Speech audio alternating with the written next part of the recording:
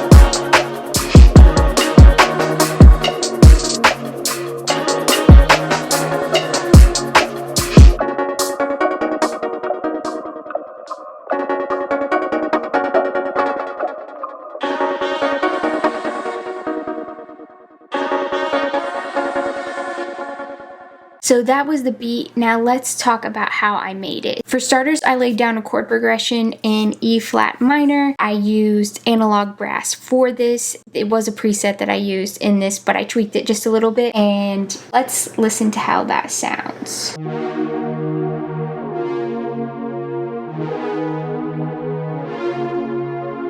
Moving on from there, I used a counter melody and I got the preset from analog brass as well. It was an arpeggiated sound and it sounds like this by itself.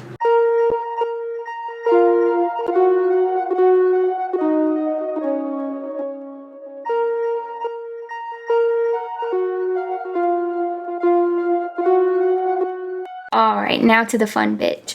I've had this plugin for a while now. Output's Exhale is one of my favorite plugins to use on my tracks just to add a little bit of subtle variation. So I'm pretty familiar with this plugin, but this is what I came up with using it.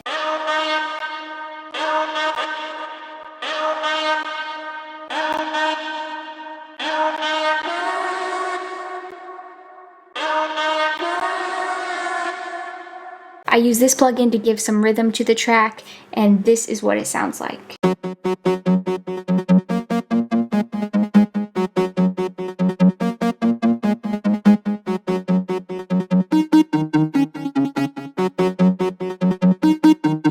Last but certainly not least, this is Substance and it is a bass plugin. So this is what it sounds like. I didn't want to have a bass with a lot of higher harmonics just because I have a lot going on in my higher frequencies already because of the melodies that I have.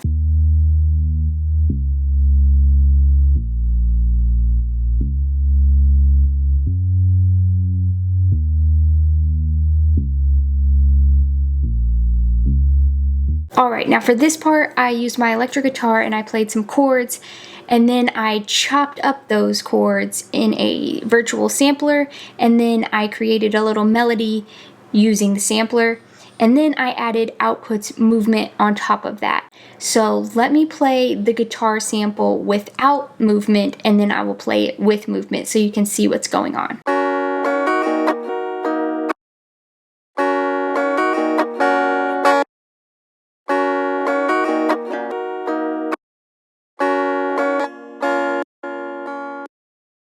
Okay, so you can see it's really choppy, and that's because I played the sample with the movement on so that I could have a fluid sound.